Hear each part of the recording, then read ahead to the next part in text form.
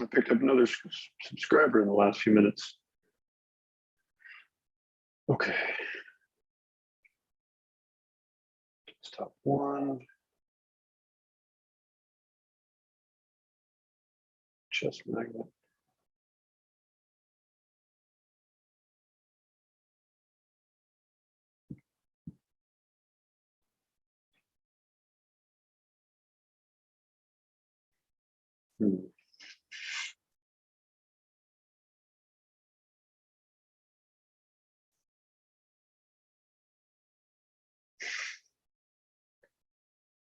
Oh, here we go.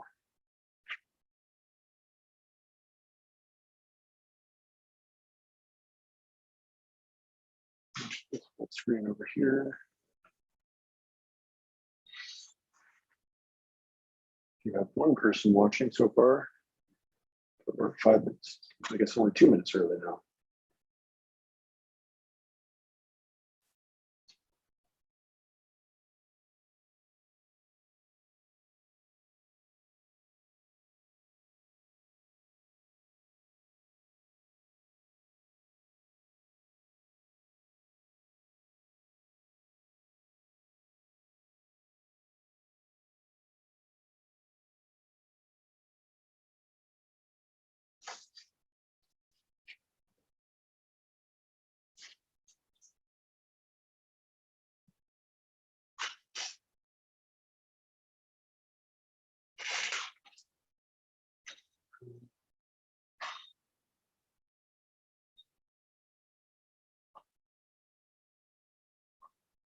Chess tactics.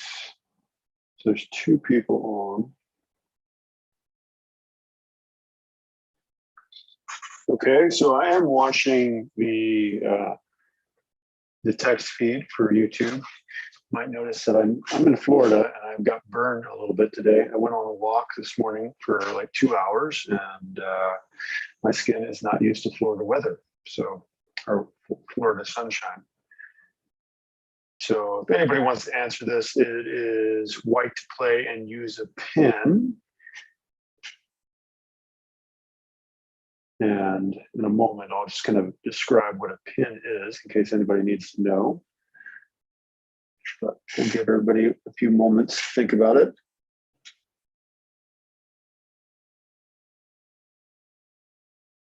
Okay, so this is the one here. Oh, I need to silence the audio over here. Oh, it's already silenced. Cool.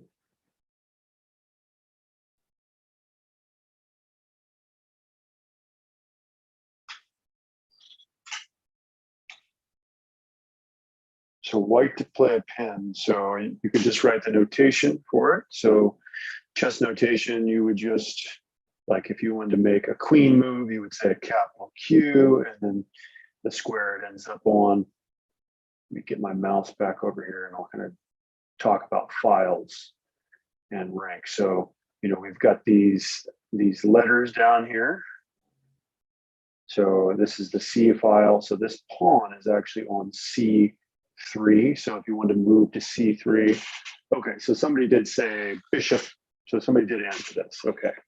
Okay, so that's essentially correct. I would use, so the convention is to use a lowercase letter when talking about the file, but Mechatron, how do you say, Mechanatron has the right answer. And Elijah, that is perfect notation as well. Nicely done.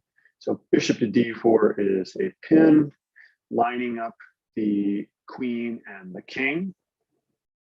And there's no way to save the queen. I assume they'll probably capture. Yeah. So they capture, and that does mess up our pawn structure a little bit. So that's the one consolation they get. We get 6 points of material advantage. And now we've got kind of a hanging pawn that's going to be a little bit difficult to defend. But since we have a queen versus a knight, it shouldn't be too bad. So again, that notation was bishop d4. So bd4 is how you would write that if you were notating for a tournament, or if you were trying to just keep track of your own game for your own education. It's a really good idea to learn the notation, because it's going to give you kind of a spot to put the board in your mind. So you'll be able to visualize if you know where G5 is, you know where F7 is, you know where C7 is, whatever, you know where these squares are, then you can kind of visualize it better in your mind. So again, we're looking for a simple pin. And if those of you watching want to give a suggestion on another tactic you'd like to look at, or anything like that, we can definitely. So yeah, this is for HomeLink students, but this is really for anybody, any of my students. You know, so I have probably 40 or 50 HomeLink students, but then I have hundreds of other students. But I did promise my HomeLink student, mostly it's HomeLink students that knew about it in advance. So that is correct. So just simply BG2, that is perfect notation as well. Am I saying it right? Is it Mechanotron? Perfect. Yeah, both of you nailed that. Well, let's go ahead, and it seems like you guys, well, we do have one other person that's not answering, so maybe I should, we'll do one more of these and we'll go to a little bit more complicated tactics, just in case. So I'm just going to highlight, and I'm sure Elijah and Mechanotron probably know this one already, so it won't hurt anything if I just go ahead and kind of highlight and change my color so it's a little more apparent red. So this is what I saw as soon as I looked at the board. It's just these two pieces are lined up perfectly. And well, wait a second, this is the same puzzle we just saw, but okay, nonetheless, it works out because we're just using this as an example for for those of you who maybe don't understand a pin. So you're looking for pieces that are lined up. You can do pins with bishops, rooks, or queens. Obviously, in this case, you can't do it with a rook; it would do you no good. But we can definitely just put the bishop on d4. Whoops, not the knight. The bishop on d4. Queen can't escape, and she'll probably capture like she did last time we saw this one. Weird that we had the same one. It's usually kind of random puzzles. Okay, let's go to some more complicated pins to start with. And actually, I'll give you a moment to kind of take a look at these. If somebody sees another topic they'd like to do instead, you can say that. But we'll go to pins intermediate, since that's kind of what we started with. So this should be ideally a bit more complicated. I'll make that a little bigger and I'll clean up the screen. That's not going to let me do it that way. Eraser.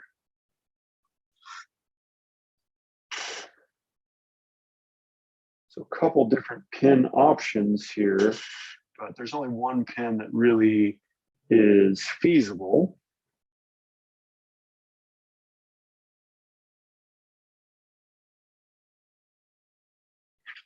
So white to move, and obviously in this case, it's not going to be a bishop pin or a queen pin. Only your straight line attackers can do pins. So that's a good question. Yeah. So the difference between skewers and pins is pretty simple, and I mean they're essentially the same thing.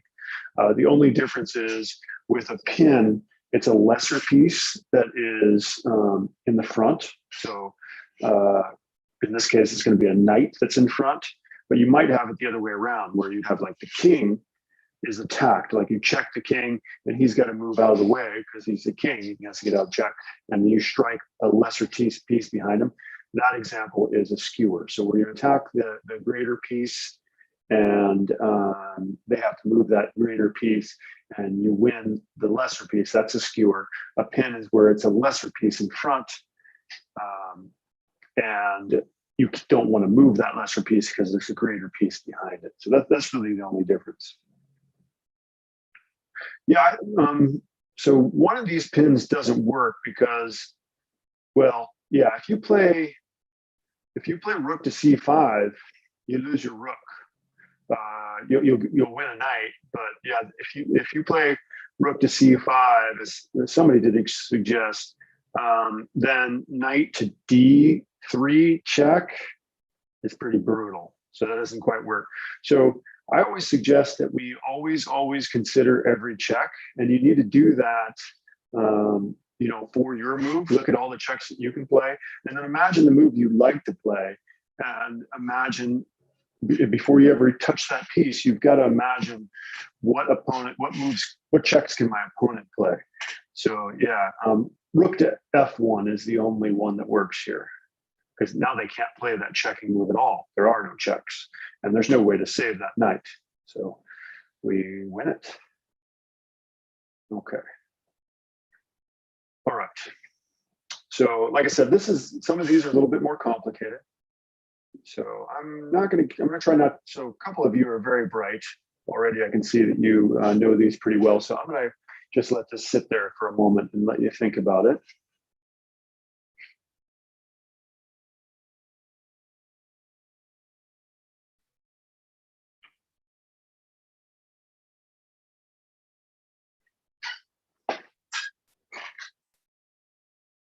So in this case, the pin already exists, and we're going to exploit the fact that the pin exists. I'm going to type some text here in the meantime.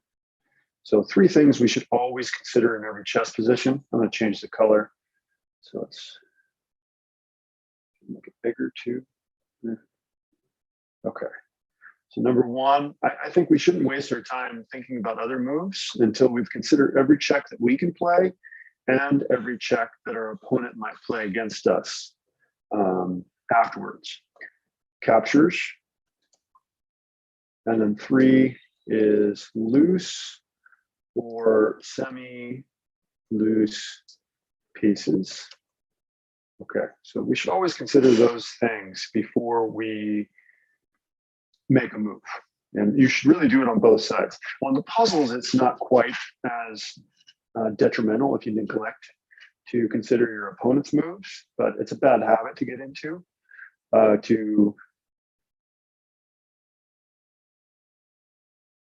Yeah, so the knight is pinned. Very good. So one of you suggested that the knight is pinned. So the queen is pinning the knight to the king. And because of that, we have a pretty devastating move that we can play. And it has to do with these 3 topics that I wish all my students had somehow memorized. Or maybe they got them tattooed on their forearm or something like that. Yeah, so yep, that's exactly right. So a couple of you have nailed the right move here. And so a check, right? We're supposed to consider every check. Whoops, and I have the wrong mouse here. Let me get my mouse back. So bishop to c6 check wins the queen. There's no way to deal with that. Well, I got to get rid of this notification here. It's on the screen. Oh, that wasn't good. Okay. All right, that's better. Yeah, and yeah. So they have to block with the queen. They have no chance, no choice, and that's why we want to consider every check, definitely. So bishop c6 check. So the plus sign is what we write for check. And I think several of you. Oh, hello, Isaac. Okay. I got to move this bar out of my own way. At least you guys can't see it, but it's kind of blocking the screen here for me. There we go.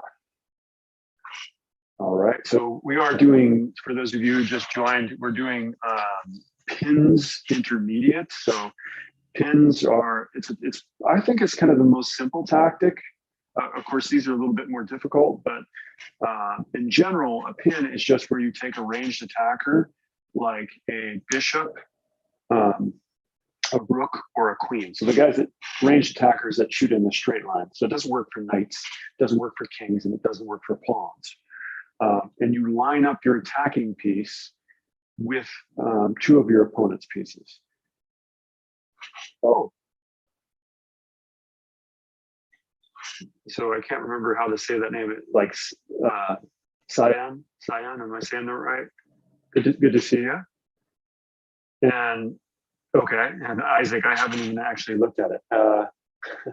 Oh yes, okay. So this is a relatively simple pin actually in this case. So somebody said bishop h7. A couple of you said bishop h6. So let's capitalize the pieces. So when you're talking about pieces, we capitalize so we don't get mixed up with like the B file. But yeah, bishop h6 defended by the knight pins the queen to the king, and they actually just sacrifice their knight because now they're going to be able to push the pawn up and save the queen. But we got a free piece out of the deal. Yeah, we don't necessarily want to take that pawn. I'm not sure. Maybe we do, but we'll just go ahead and move on. So capital B to H6. That's what we were looking for. Well done. Yeah, several of you got that. Okay. So I'll let everybody just kind of think about this one for a few moments before I say anything.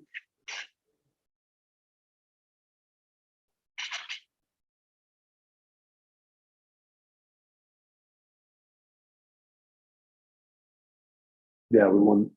Yeah, okay. I'm not sure, Isaac, if you're talking about this one or the last one. I think we probably have a few seconds of delay. If you're just joining me, you notice that my face is very red. I'm in Florida, and I'm not used to the Florida sunshine. I just went for a walk this morning, and I got a bit fried. So, yeah, that's a big difference between Florida and Washington.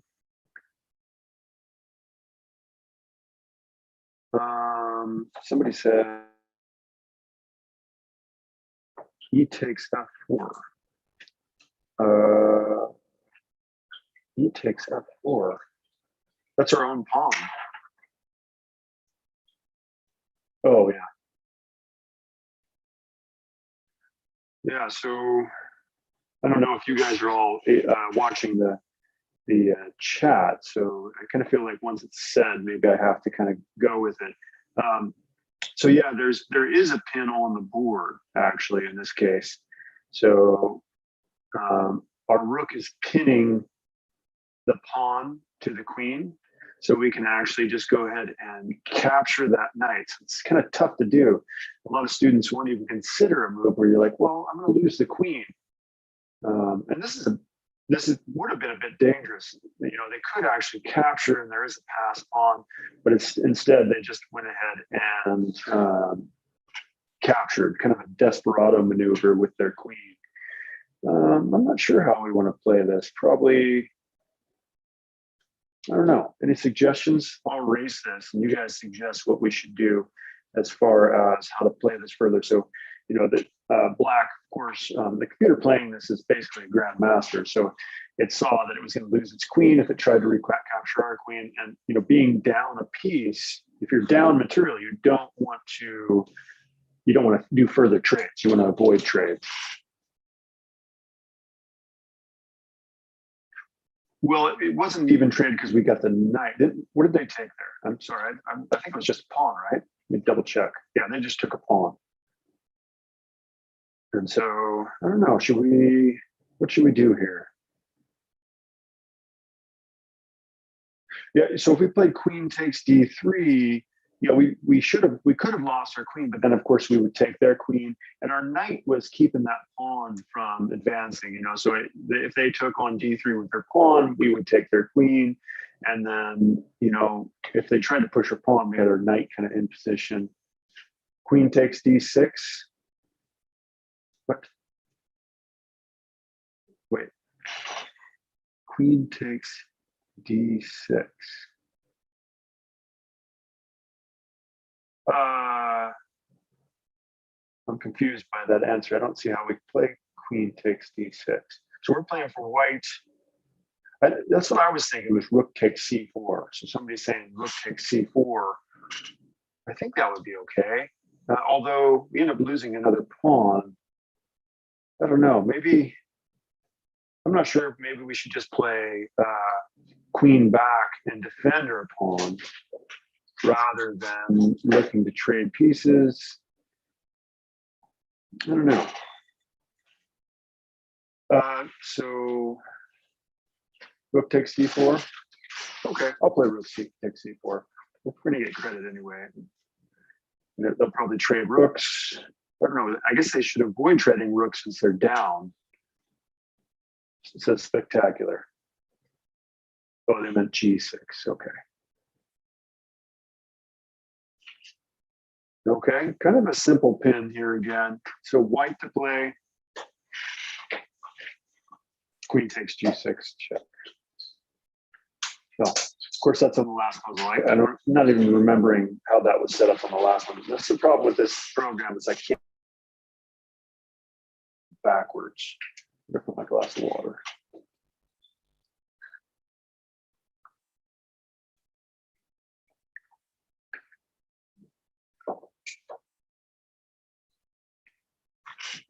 So yeah, this one's fairly simple, I think. This is not really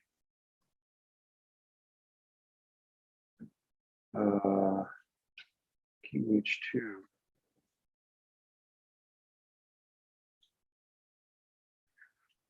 Not sure what somebody said. King H2. Yeah, this one's fairly simple. So we're just going to move on. Yeah, Rook E8 is an absolute pin of the knight. The knight absolutely is not allowed to move in this case. And so they move the king, excuse me, went after a pawn, and we could go ahead and pick up that knight for free.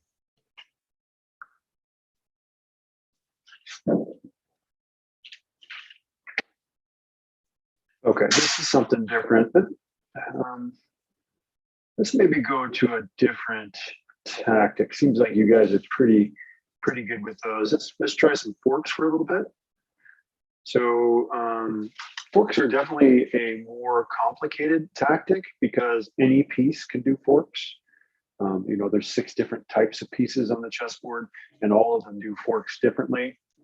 A fork is simply where you move a piece and attack two pieces at the same time. But if you use these 3 concepts that I have written down here, checks, captures, loose and semi-loose pieces, if you kind of scan the board, I'm looking at the wrong camera. That camera's not on, it's this camera that's on.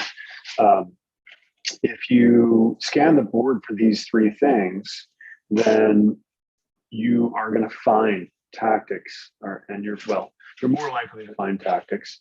And if you learn to do that on both sides, you're going to prevent yourself from being, and to keep yourself from being available for tactics for your opponent, and you'll be able to find flaws in your opponent's position. You know, I don't think they do have dovetail checkmates, but that might be on, you might be able to find that on, I mean, I'm sure there are dovetail checkmates within the program, but I don't think they have just simply that as a something you can see a bunch of. They might have that on lichess.org.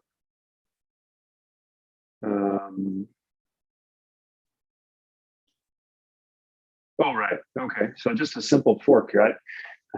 I think you beat me to it. I hadn't even really looked. I was noticing that all the loose pieces. Holy mackerel! Well, I guess it's only 2 loose pieces, 3 loose pieces. White has 3 loose pieces. So I was looking at the bishop and the knight as I was kind of going back and forth, thinking, how do we win the bishop for the knight? But you should always consider checking moves first. So.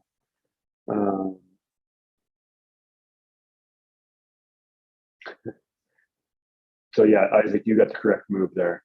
I guess I'll just go ahead and go with it. I'm not sure. Unfortunately, with this platform, I feel like everybody can see what you're writing, so it can't really.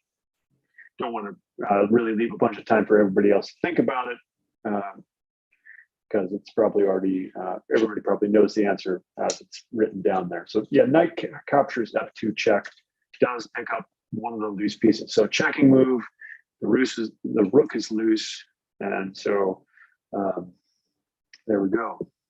Actually, kind of the classic fork. I'd say in my early introduction to chess, it was the knights that were the most terrible forkers. They were just, I used to try to capture and get rid of my opponent's knights early on. I would almost always trade my knights or bishops for my opponent's knights because I was so afraid of knights, which is kind of ridiculous. That's not the best play. You know, you want, I mean, your bishops are really worth slightly more than knights, and yeah, and it's going to be depending on the game situation. You know, you don't want to mess up your pawn structure trying to get a knight off the board, or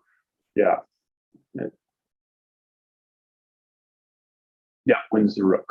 Yeah, that last one won the rook. Okay. And if those of you watching, I am of course watching the, I don't know what to call it, the chat. I'm watching the chat as well. So if you have any suggestions of, tactics or other aspects of the game that you would like to look at instead, we could always switch that. We've still got like 35 minutes that we could, if you want to work on checkmates in 2, or, you want to look at discovered checks, you want to look at clearance sacrifices, any of those other tactics, we could definitely do that. So here we got white to play. And if you're not familiar with this program, it just says what you're supposed to do here. So, or excuse me, white to play. We got black to play and use a fork to win a loose piece. So there's a loose piece out there and it's up for grabs.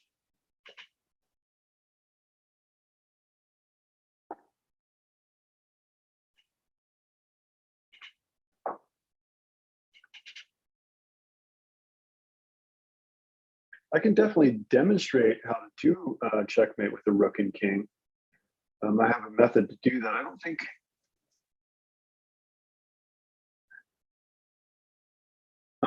Back rank mates. Yeah, we could take a look at back rank mates. Actually, I would probably go to live chess for that. Yeah.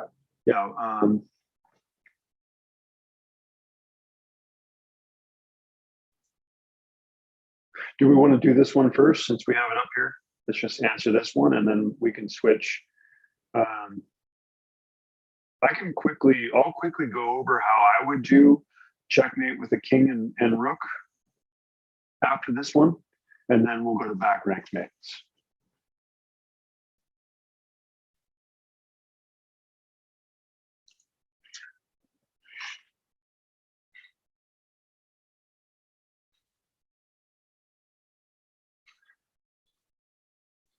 Yeah, so we had the loose.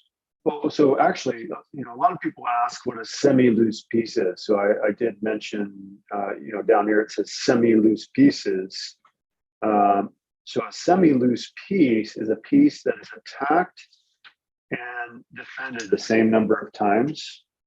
And here, this bishop on b5, the white's bishop here, is attacked by our bishop but defended by the queen. So since it's semi-loose, it's effectively about the same as a loose piece. You just need another attacker on it. So we can actually play a fork that attacks that loose bishop, or semi-loose bishop, excuse me, and the king at the same time. And now we've got 2 attackers on it. And yeah, so we can take the bishop and maybe they'll take us back. I think it would be a bad idea for them to do that though, because they're down a bishop.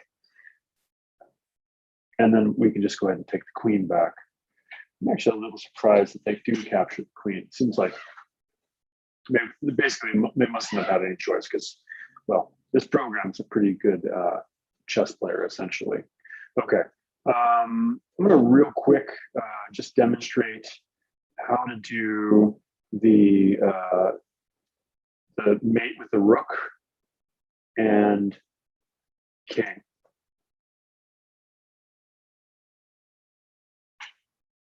So there's different ways of doing this. I'll just talk about kind of the way that I kind of taught myself to do it. I knew it was possible. And so one day I just kind of, oops, that's not what I want. I want to do set up board, go ahead and clear the board, put a king out there. And so the way I like to finish really is I like to get it to where my rook is on the 3rd rank from the side and my king is on the 2nd rank from the side. And then I can just kind of push them up the board. So this is where I want to get to. And I know I can force him back once I get into that position. So I just kind of push it until I can get my rook 3 rows from the side and my king 2 rows from the side. And again, there's other ways of doing this. This is just the way that I kind of taught myself to do it. But we'll start out in a different situation and just kind of force it. And I'll load the program. So, I'm not sure what is best necessarily. So it's saying king should go to d5. We'll go ahead and go with that. I may not be doing it the most efficient way. It says king d6. And I think I'd go ahead and just push up here, trying to push him to the side. It says king c6 is best move. I'm just going with what chess.com is saying it should do. So I'm moving it where chess.com says he should. Let me bring my king up, king c7. I don't understand why it's giving up ground to me. That seems, I think king d6 is better. It's kind of harder to deal with in my estimation.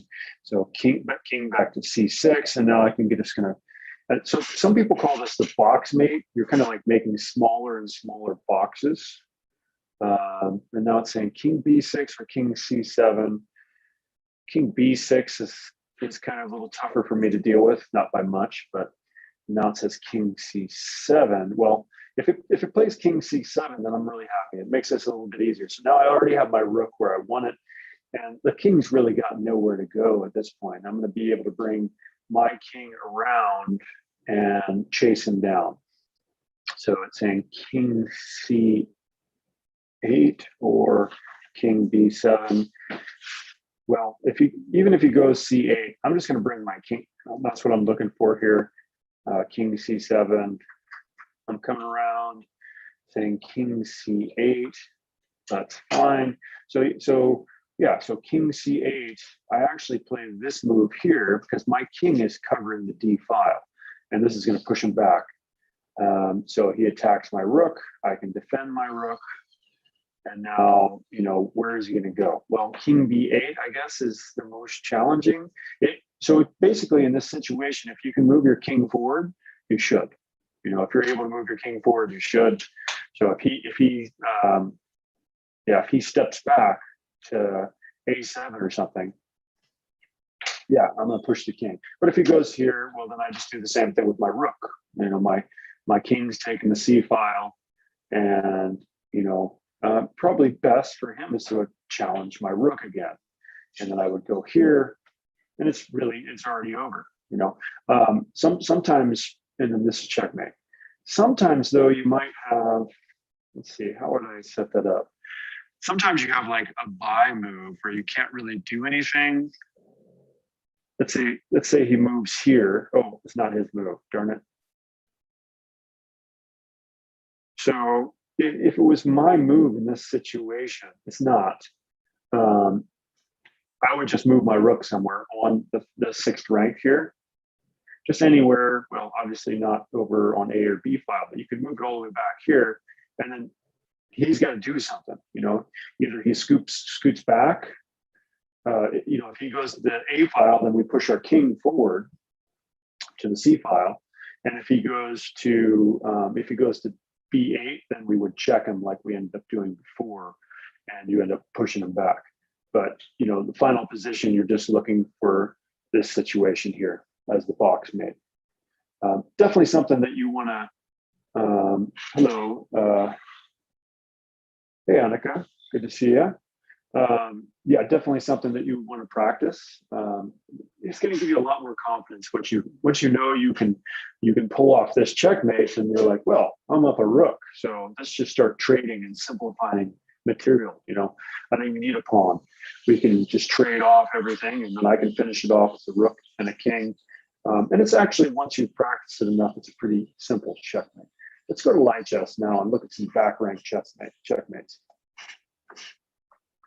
And you can actually do this on your own as well. I think it's free. I'm probably signed in here, but so puzzles.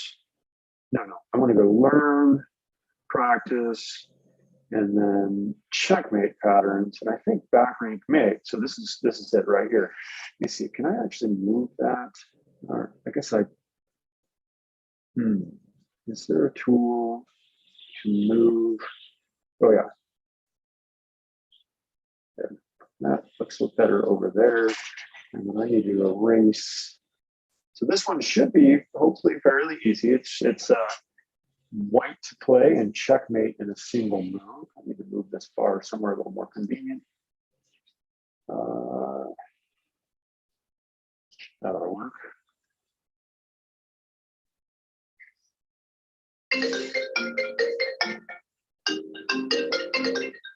Sorry about that. All right, so white to play and checkmate in a single move, and this is a back rank checkmate. So if you want to practice this on your own in the future, yeah, so it's just lightchess.org. I went to checkmate patterns #1, and then first thing they cover is back rank checkmates.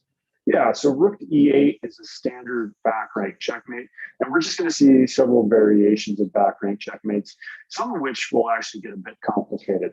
So nice job there, Mechanitron and Elijah. Well done.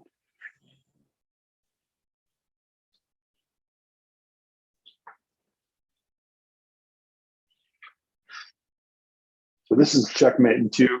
Not sure if you're able to see that. Depending on your screen, if you're watching on an iPhone or something, it might be kind of tough.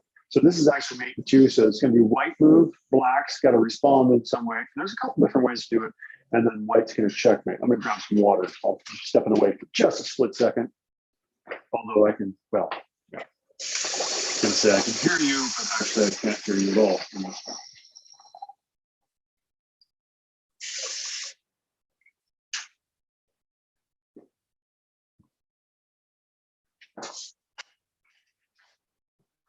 A bit complicated to write out this notation, so just take your time.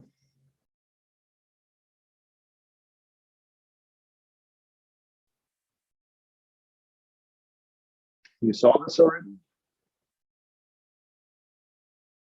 Oh, we're back. What the heck?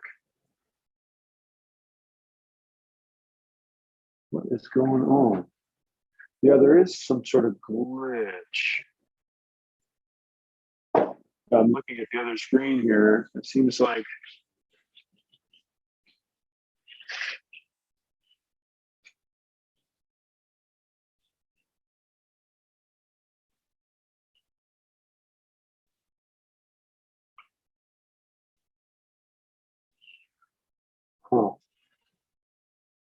how did we end up back there? So the text feed is right, but for some reason we're not seeing. Okay, you must see it now because you answered it correctly. And does anybody, so Isaac saw one way, does anybody else see another way to do that? Pretty similar, but yeah, we could do it either way. I think grandmasters, for whatever reason, they like to sacrifice their queens. So, you know, if they know they got checkmate, then they love to sacrifice the queen first for whatever reason. Yeah, I don't understand why. So I'm actually watching it on another device to kind of see what you guys are seeing. And that screen is still showing some ancient puzzle that I showed back when we were doing pins. That's really confusing. But at least some of you are seeing it. And then we capture. Okay. And this one is pretty simple. Basically, a back rank checkmate, but side rank checkmate instead.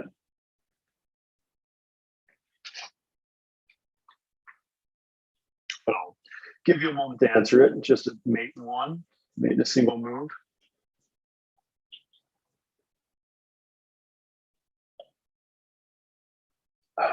Light chess is saying it's basically a corridor mate rather than a back rank mate. I just finished off my water and need more, so.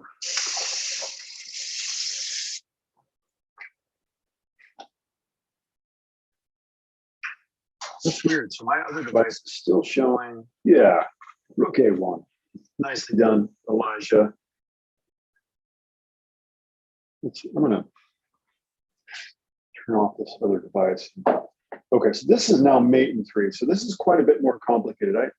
you know, I've shown this to a lot of students. So a lot of students, they think that they've got this one figured out, and they end up not doing it quite right. See if I reload that. Okay, cool. It is on time now. Oh, and I actually picked up 2 subscribers in the last few minutes. That's pretty cool. All right. So this is checkmate in 3 moves. So yeah, definitely a lot tougher to write out. So I apologize for that, but at least it'll give everybody else a little more time to consider it while you write it out.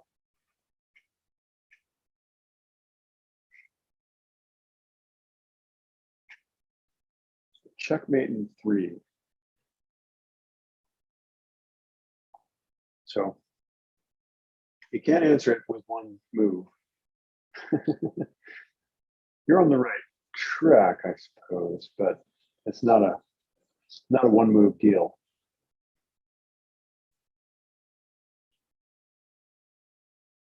Queen f7 is not checkmate though, because they can just move their king. Yeah, so somebody wrote Queen f7 is checkmate, but the king can go to h8. That doesn't work. Not for checkmate anyway.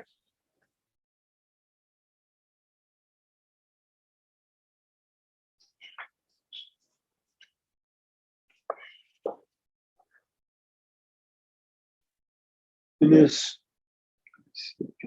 oh, I can't scroll on that.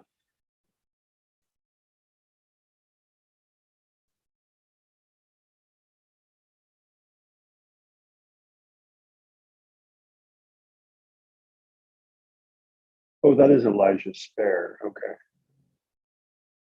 I think, or sorry, I guess I should say that loud.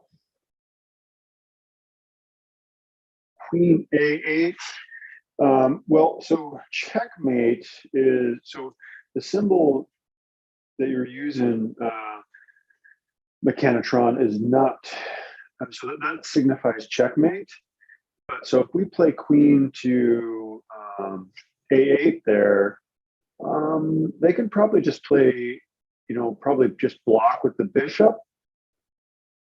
And no, you know, it's just, you can't really do anything. I mean, you could take the bishop, I suppose, but then you lose your queen. You could sack your rook on f8, but they would just, you know, take it with the king. So that doesn't work. It's actually mate in 2. I don't know if you can see this down here, but it's, or not mate in 2, checkmate in 3 moves. Yeah, it's checkmate in 3. So this is kind of a challenge, which is good. Seems like we haven't really been challenging you guys very much. So hopefully that has changed. So yeah, this is going to be check, check, and then checkmate. And clear the board there.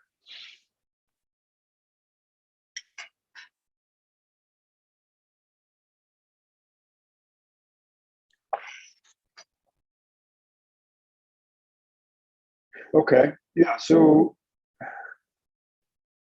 unfortunately, this is essentially 5 moves, depending on how you think about it. Because you've got black is going to, or excuse me, you got white's going to make a checking move. Black has to respond. Black or white is going to take another checking move. Black is going to respond, and then white is going to checkmate. So it's going to be check, check, checkmate. So you've got to write 5 moves, which is fine with me because it gives everybody some time to think about it. Some of these other ones, somebody just answers. It's confusing. Yeah, I understand that it's confusing. Yeah, it's confusing because I was saying black when I should be saying white. That's part of it. So white is going to play a checking move.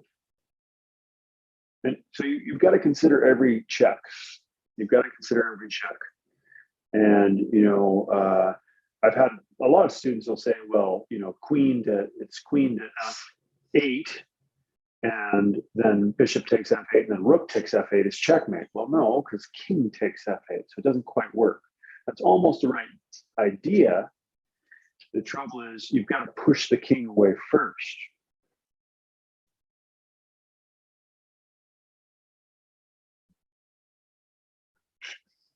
So we've got to consider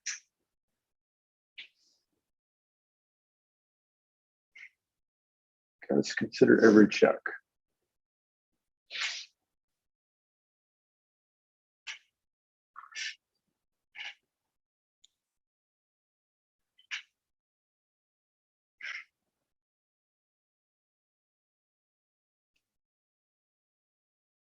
So we considered queen to h8, that doesn't really work.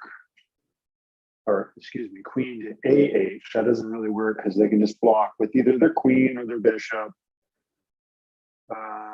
I just mentioned that queen to f8. It's kind of tough to see the notation, isn't it, for online?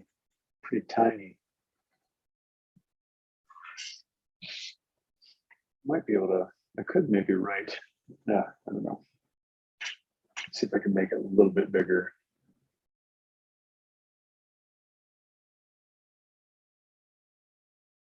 Checkmate in 3 moves. So check, check, and then checkmate.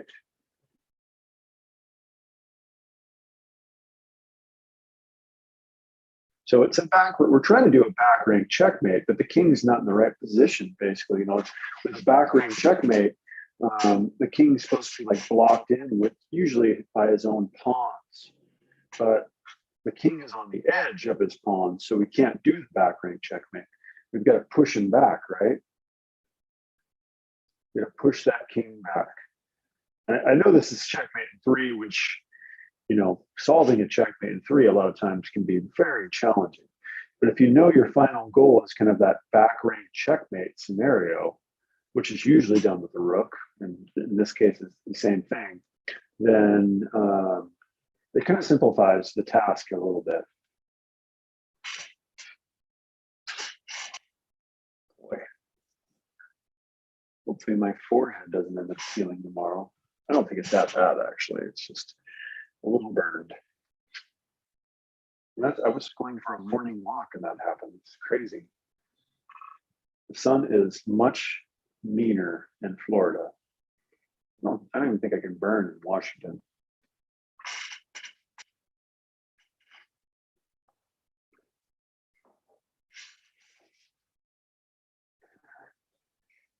Okay. I really don't want to give it away. So there are only what? There's just 3 checking moves. So you have to consider. So we've already pointed out the 2 that it's not. So then there's one other checking move. Don't know. Okay, there's one other checking move besides the 2 that we've mentioned. So we've mentioned queen to a8, which is definitely a good move to consider. Absolutely. But it doesn't quite work. We could play queen to f8, right? But bishop takes queen, rook takes bishop, king takes rook. Doesn't work. I think there is only one other checking move, and then what I need you to do is visualize what can black do if we play that checking move. And if you see where black has to go, then think, okay, then what checking moves do I have from there? It's a bit of a reach. I'll grant you that. It's definitely a bit of a reach. But if you see this other checking move, and then you imagine, okay, I've got a battery here. I've got 2 pieces on the F file. That's pretty powerful. It's kind of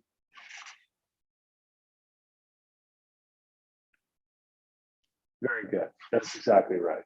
So Elijah nailed it with stellar notation, I might add. Yeah, that's perfect. That's perfect.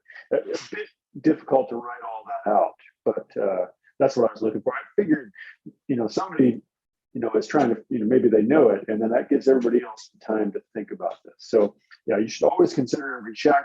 What happens if we play this check? Well, he's forced back. Now there's only one defender on the f8 square, so we can actually sacrifice our queen, which, for some like semi-sadistic people, it's kind of fun to sacrifice the queen. And you don't have to be sadistic. It's fun to sacrifice the queen if it leads to checkmate. So we might as well continue with this. This is a hook mate. Unless, yeah, nice job, Elijah. Yeah, finally, that was a tough one. I mean, checkmate in 3 is definitely challenging. Let's maybe, how about we just go to checkmate in 2? Let's look at some checkmates in 2 rather than doing these. So checkmates in 2, I think is really good practice because it's going to kind of help you work on your powers of visualization. And the more you kind of test yourself, maybe even stress yourself a little bit, you know, in these puzzles, the easier it's going to be over the board. You know, if you practice these things, if you get to where you're practicing checkmates in 2, checkmates in 3, maybe even checkmates in 4, your powers of visualization will increase, especially if you're working on notation as well. I think he was just saying finally because we spent quite a bit of time trying to figure that one out. But it was a checkmate in 3. I mean, checkmates in 3 is not necessarily all that easy. I've literally spent probably days on some checkmates in 3.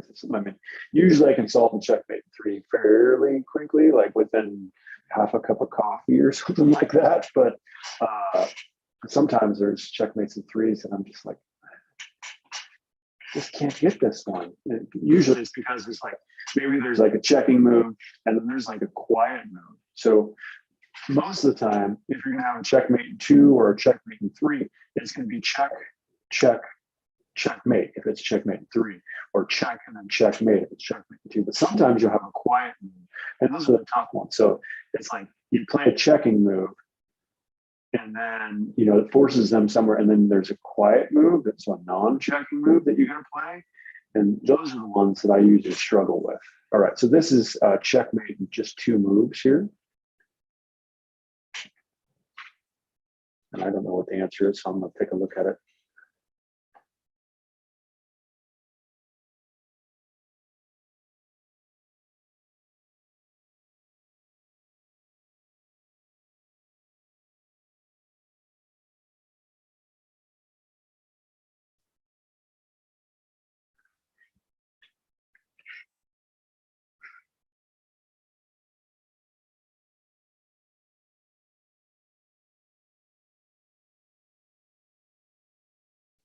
Oh, okay. Yeah. I have it.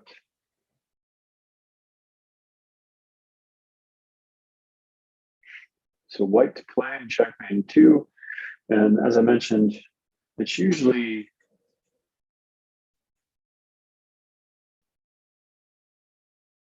this is YouTube. Yep. Yep.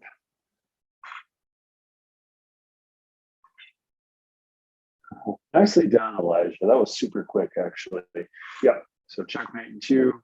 So we play queen to h7 check, and then it's kind of like almost like a ladder mate, essentially.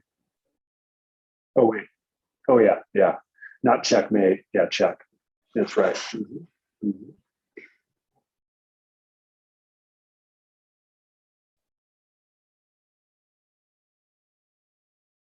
It's a clearance sacrifice. I would call this style of checkmate a clearance sacrifice. I don't know if that helps.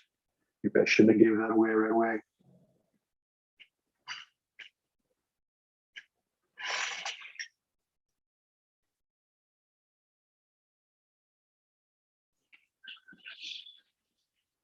Got about 10 more minutes and then we're going to call it. Actually, my wife and I are going to be checking in the hospital here in actually a couple hours still, but we're going to eat something before then. We're going to be having a baby tomorrow morning. But that's why we're down here in Florida, as probably many of you know.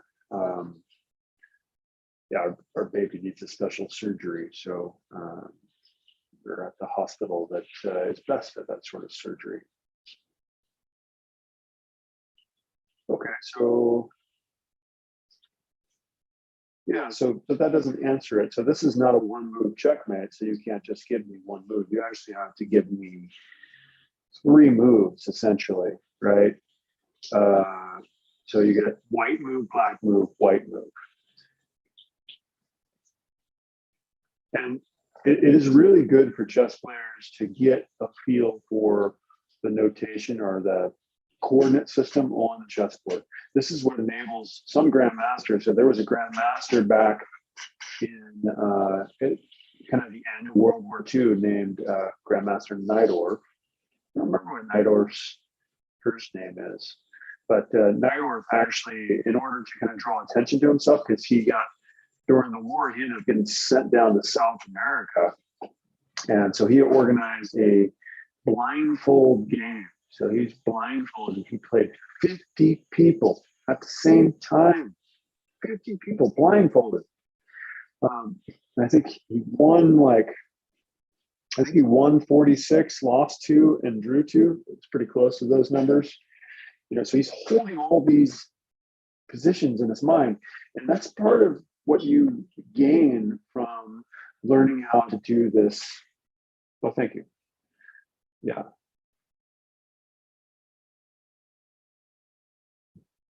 Yeah, thanks for the congratulations. I think things are going to go pretty well. We feel pretty comfortable that we're in the right place to take care of this.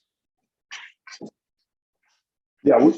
So if you're bad at the coordinate system, that's something that you really want to work on, because the better you get at the coordinate system, the better your powers visualization will be, to the point where if you get really good at it, you can play, games blindfold, which, I'm not super awesome with the coordinate system, but I can play a single game blindfolded. I have definitely done that from time to time, although it's been too long. I need to do it again sometime. It's fun to practice it. There's, once you get a little better with your coordinate system, I recommend, if you're playing against some relatively new student, that you can normally crush, well then, or really relatively new chess person, you might try to play them without looking at the chessboard. It's a really good practice, because then when it comes down to a legitimate chess game, and you're trying to visualize, the moves, think ahead, it's going to be easier for you to, in fact, often I'll be looking at a chessboard and I don't feel like I even thought about it. It's just like these moves kind of flash before my eyes. I look at the board and I'm just like these things just happen. I don't feel like I put any energy into it. It just, the answer was revealed to me because I practiced this stuff so much. Oh, it looks like.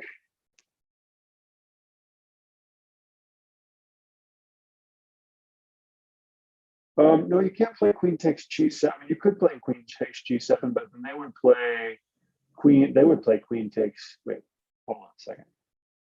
Oh, so Elijah, you're saying queen takes g7, but we don't have anything on g7. So I think you mean just queen g7.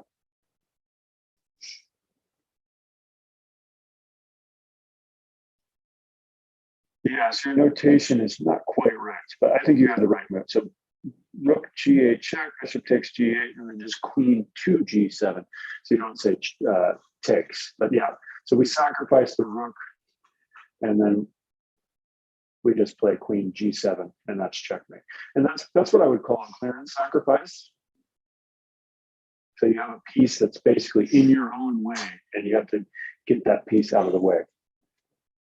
So yeah, Elijah, your notation was almost perfect. Just that last move, it's not queen takes, it's just queen g7. Yep. No problem. No problem. Okay. I gotta take a moment to see if I can figure this one out too.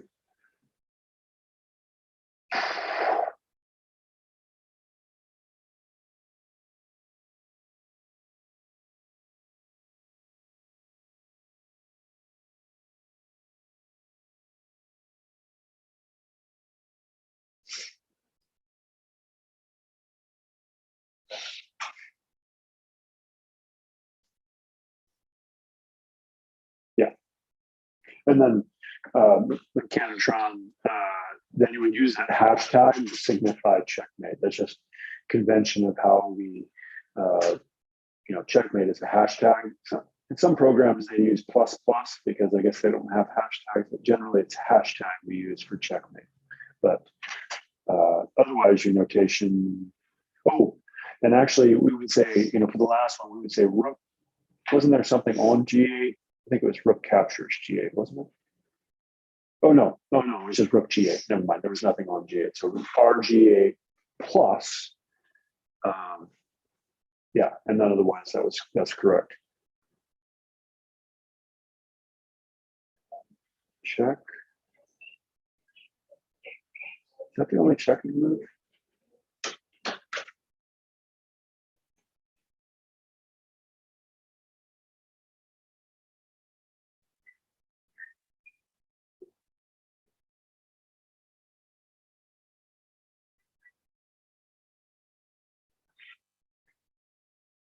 Rook takes G7.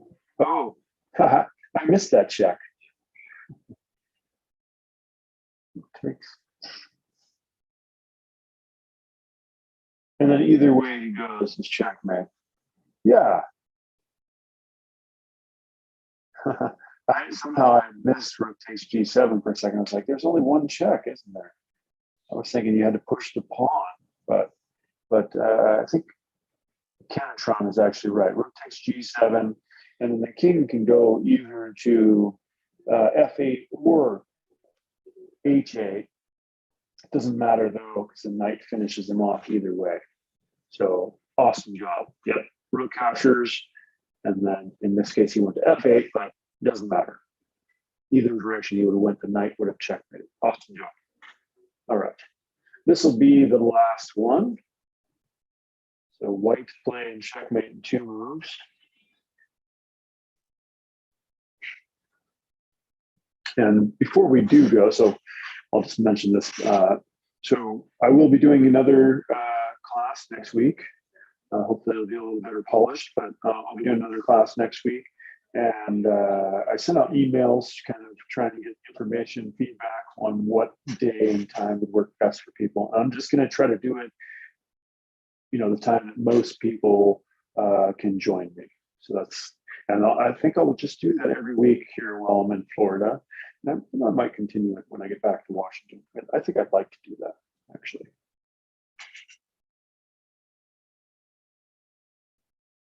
Are you guys already answering this one? Wow.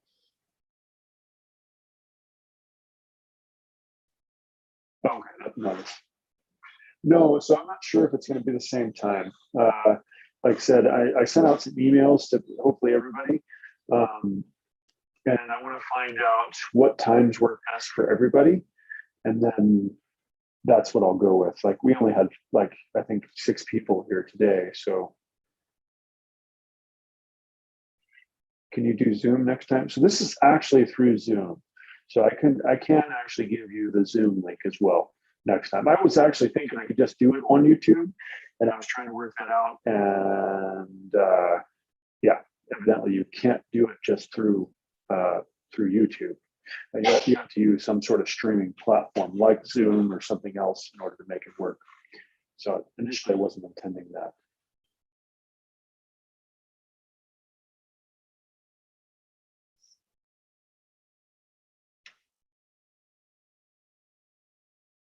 Okay, I think I've identified the checkmate now.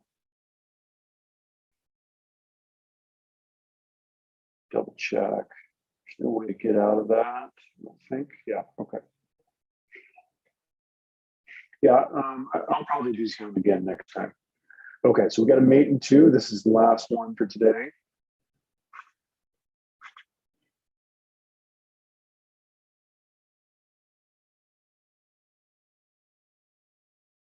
If you play Queen H4, they're just going to take you with the pawn that just moved to G3.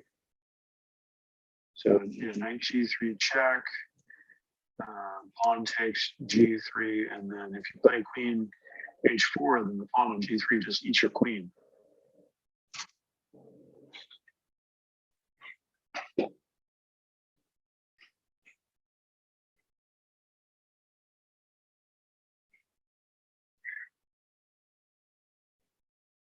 So not quite right, Mechanotron. I think you have the right idea. You just have to kind of visualize that a little clearer. That's all. And please put plus signs. So if you're playing a checking move, you got to give the king respect. by showing that it's a checking move, you know. So we write, if we're playing checking move, we write a plus sign after that notation.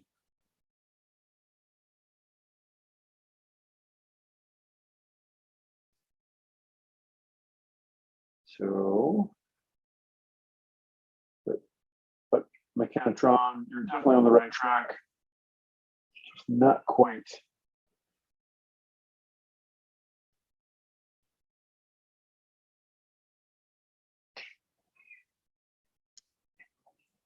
Huh. I just lost a subscriber. What the heck? I was at 140, now it's 139. Wow, it's brutal.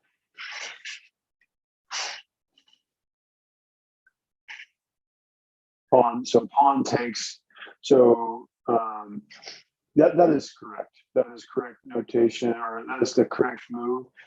Instead of saying pawn takes g3, we would say h takes g3. So it gives us a little bit more information, which, you know, can be useful. In this situation, you know, it doesn't matter, but there's situations where a pawn from either file can capture. So we say the file that it comes from. So